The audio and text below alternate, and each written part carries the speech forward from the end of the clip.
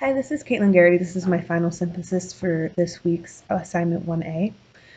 I found myself at the beginning of this assignment kind of sitting there going, what am I going to write about on myself? Like, how am I going to give myself my own personal identity? How am I going to complete an identity web? Like, I don't even think I could come up with enough characteristics. And I find myself sitting down thinking for a while, basing my knowledge off of who I am as a person, as a mother, as a teacher, as a wife, as a daughter, and kind of realizing all that encompasses what I do on a daily basis, who I am, and what characteristics fall through. Um, and as I became more involved in writing that, I became more interested in realizing how my invisible characteristics really do coincide with a lot of my visible characteristics. So, as I started digging deeper, I realized that there have been a lot of situations where I put on a facade, especially at work, because I have to be positive. I'm working with kids that need support. But at home, it can be different, especially after I'm burnt out after a day of working with kids and when I'm with my own kids, and I feel myself having to self-regulate and realize when I'm upset, and it's really something that's out of control for me. And I don't mean to get overwhelmed. I don't mean to get anxious, but it's like my mind just can't stop. So it's realizing how I can fix those tendencies.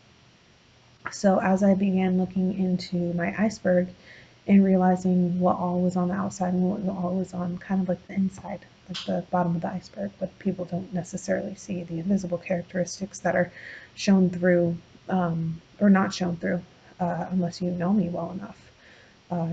One of the things I used as a experience was something that happened at the beginning of this year. One of my coworkers didn't really know me that well last year, but I'm always so happy at work because I love my job. I love being a mom. I love being a teacher. It is a huge part of who I am. Uh, and I would always be smiling. I'm always smiling. I'm always positive. I want the kids to come into school and know that they can approach me, know they can give me a hug if they need it, know they can give me a high five. I want to be that person for them. So I will often leave my classroom and have a huge smile on my face. Uh, but I mean, my own kids are a different story. They're not listening to me. I get upset, especially when I first come in the morning and I'm getting ready for my job. I mean, situating IEPs or setting up for my first group of the morning. And my kids are asking me for things when I've already handed them everything they need. And that gets overwhelming because then I have to go on my morning duty and make sure that kids are getting where they're supposed to be. And my kids know the drill. They know how it's supposed to go. So sometimes I'll get overwhelmed, and sometimes if they're fighting, I get overwhelmed. And I'm like, there's kindergartners walking through this hallway, and you guys are old enough not to do that. So my coworker approached me and said, I always thought you were just such a positive, happy person. And I was like, how's she happy all the time? And she realized I'm really not. It's just a facade I put on because I mean, I work in a school. I want the kids to see me as a positive and approachable person. And it is something that throughout my life that I have kind of been accustomed to also because growing up in the military, we moved so often that I wanted to be seen as that happy person that people wanted to approach and become friends with because I am outgoing. But I just wanted to fit in. I wanted to please anybody that was willing to be my friend and find ways to fit in with them, even if my own voice and my own ideas weren't shining through.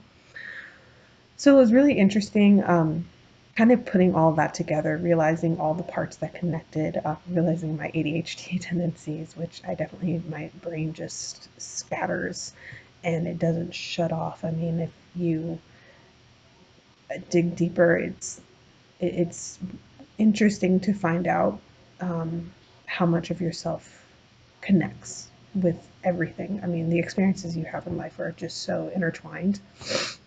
Um, and then it's also interesting, the hidden biases was interesting. I mean, I understood a little bit why I was more strong one way and less strong another.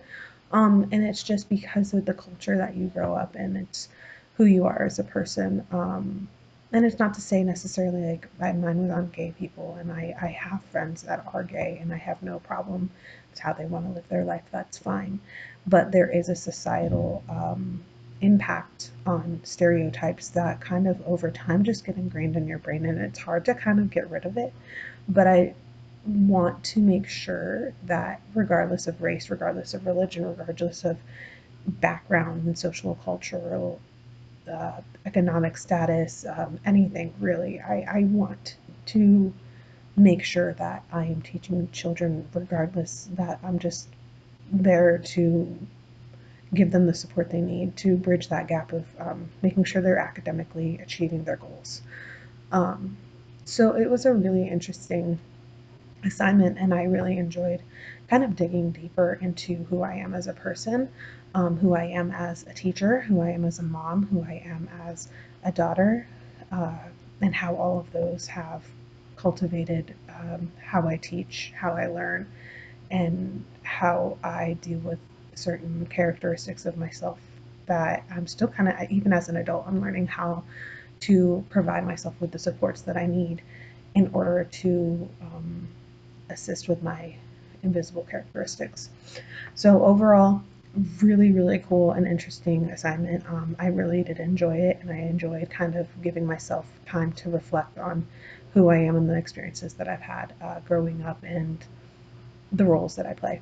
So thank you for listening.